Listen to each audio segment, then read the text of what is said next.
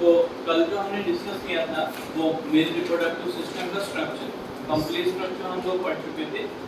अब जब हमने मेल रिप्रोडक्टिव सिस्टम की बात की थी तो उसमें हमने ग्लैंड्स को लेकर भी बात की। उन ग्लैंड्स का क्या इंपॉर्टेंट रोल होता है मेल रिप्रोडक्टिव सिस्टम को लेके, उसी को लेके हम आज क्या करेंगे, बात। तो सबसे पहला जो gland that is associated with male reproductive system is seminal vesicle. First number पे जो हमारा ग्लैंड आता है जो मेल रिप्रोडक्टिव सिस्टम के साथ एसोसिएटेड है that is the seminal vesicle. 5 centimetre long रहेगा, आप साथ में लिखते भी जाएं। 5 सेंटीमीटर लॉन्ग रहेगा, मस्कुलर एंड सेकुलर ग्लैंड रहेगा। It is 5 centimetre long, secular and muscular gland which is open in vasa efferentia। यहाँ पे ओपन होगा, सॉरी vasa differentia में ओपन होगा। It will open in vasa differentia।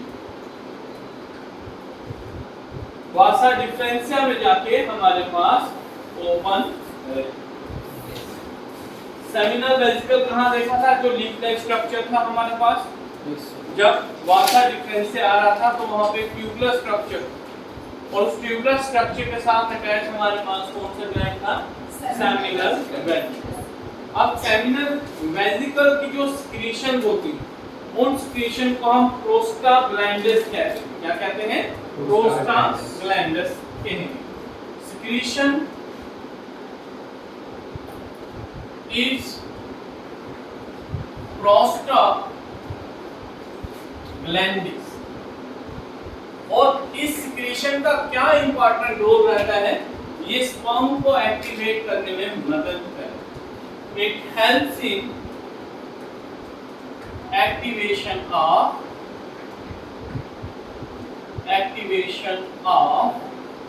Sperm. याद रखिएगा, seminal vesicle की secretion को प्रोस्टाग्लैंडिस कहते हैं और ये एक्टिवेशन ऑफ स्पर्म के लिए रिस्पांसिबल। साथ ही साथ एक और इंपॉर्टेंट फंक्शन इसका रहता है कि ये फीमेल की जो रिप्रोडक्टिव ट्रैक्ट है उसको कंट्रैक्ट करने में भी मदद करेगा। कंट्रैक्शन से क्या होगा, जो स्पर्म जब फीमेल की वजाइना के अंदर एंटर करेगा तो जब ये प्रोस्टाग्लैंडिस की सिक्रीशन उस स्पर्म के साथ में एंटर करेंगी तो फीमेल वेजिटेटिव ट्रैक्ट जो है, रिप्रोडक्टिव ट्रैक्ट जब कंट्रैक्ट करेगा तो स्पर्म को अपटेक करने में क्या करेगा, मदद करेगा। It also helps in, next इसमें फंक्शन लिख सकते हो, helps in contractions of female reproductive tract. Is it clear?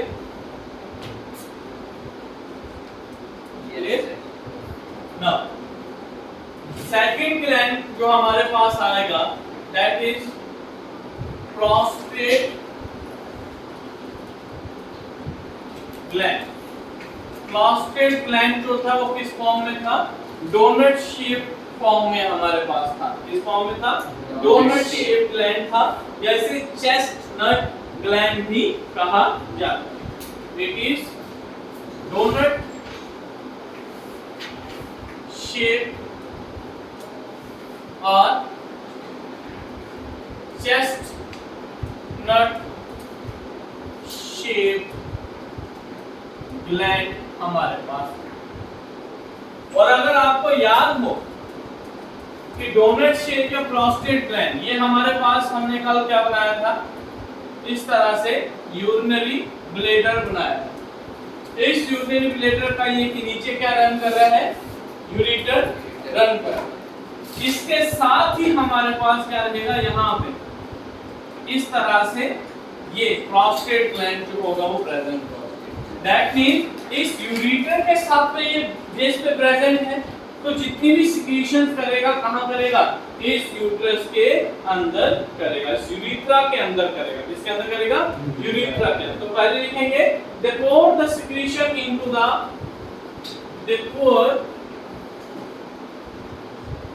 secretions into the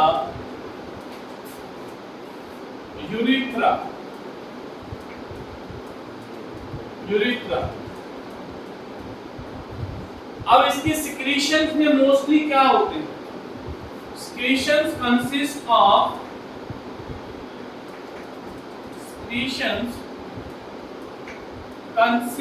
of bicarbonate ions।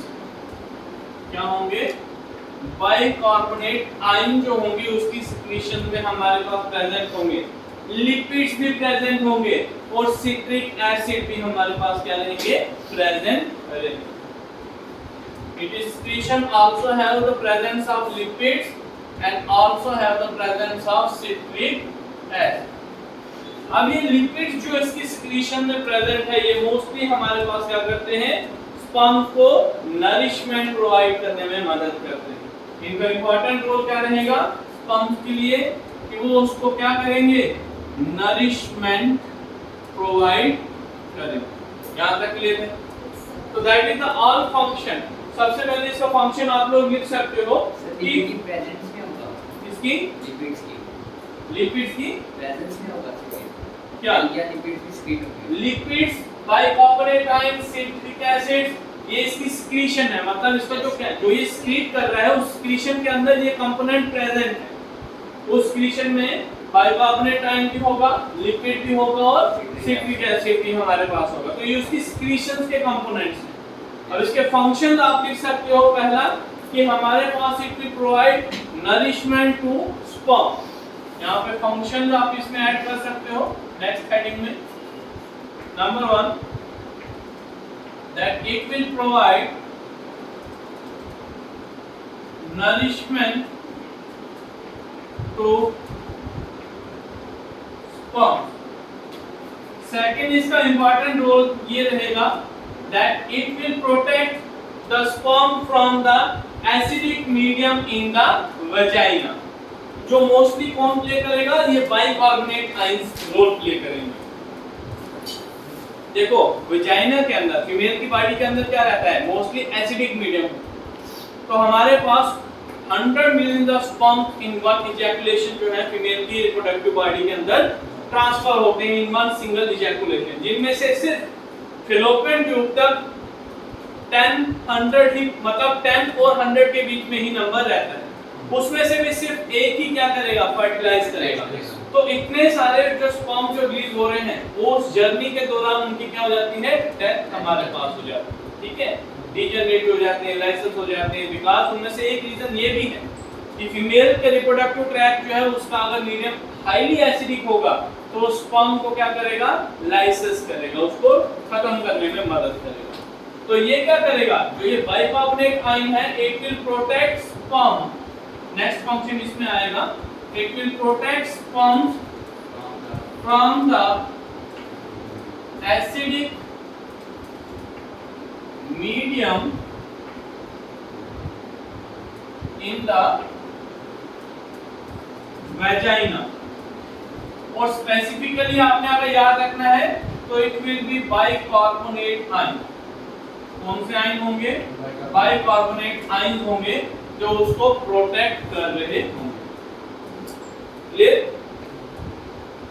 Third हमने जो ग्लैंड एसोसिएटेड पढ़ा था रिप्रोडक्टिव सिस्टम के साथ में, that is the Cowper's gland. Cowper's gland क्या करता है, इट विल secrete म्यूकस। क्या secrete करेगा, म्यूकस को secrete करेगा which will help in lubrication of penis। Penis को क्या करेगा, वो lubrication करने में मदद करेगा, या स्पर्म्स को हम कह सकते हैं कि उसको क्या करेगा, lubricate करने में मदद करेगा। मतलब उसको स्टिकी नेचर का बनाएगा। स्टिकी नेचर का बनाएगा तो इसलिए वो क्या करेगा, आसानी से रिप्रोडक्टिव ट्रैक्ट के अंदर फ्लो नहीं होगा, धीरे धीरे चिपक के क्या करेगा, चलेगा। ठीक है, समझ आई बात? तो ये 3 इंपॉर्टेंट हमारे पास ग्लैंड्स हैं जो मेल रिप्रोडक्टिव सिस्टम के साथ क्या रहते हैं, एसोसिएटेड रहते हैं। Number 1 is seminal vesicle, 5 centimetre long है, सेक्युलर मस्कुलर स्ट्रक्चर है, ओपन कहाँ होगा, वास डिफरेंशिया में। स्क्रीशन इसकी मोस्टली हम कहते हैं प्रोस्टाग्लैंडिस, स्क्रीशन को हम क्या कहेंगे, प्रोस्टाग्लैंडिस, जो हेल्प करेगा स्पर्म की एक्टिवेशन में और फीमेल रिप्रोडक्टिव ट्रैक्ट की कंट्रैक्शन में। Why contraction is important, sperm की अपटेक के लिए।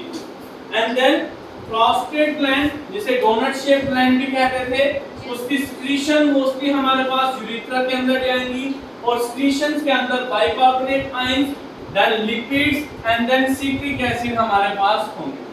बाइकार्बोनेट आयन प्रोटेक्ट करेगा उसको एसिडिक मीडियम में, लिपिड जो है उसको नरिशमेंट प्रोवाइड करने में मदद करेगा।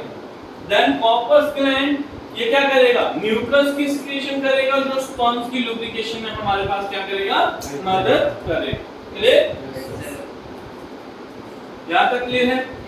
अब देखो, जब हमारे पास स्पर्म बन रहा है that is form inside the testis, लेकिन जब वो टेस्टिस से बाहर आ रहा है, एपिडाइडिमस में स्टोर होने के बाद बाहर आ रहा है, एपिडाइडिमस में जब तक हमारे पास स्पर्म है उसमें कोई भी ग्लैंड की सिक्रीशन नहीं है, लेकिन जैसे जैसे वो वासा डिफरेंशिया से ऊपर ऊपर आएगा तो जितने भी ग्लैंड एसोसिएटेड रहेंगे साथ साथ में, वो क्या करते जाएंगे, वो हमारे पास अपनी सिक्रीशंस को उस स्पर्म के अंदर क्या करते जाएंगे, ऐड ऑन करते जाएंगे।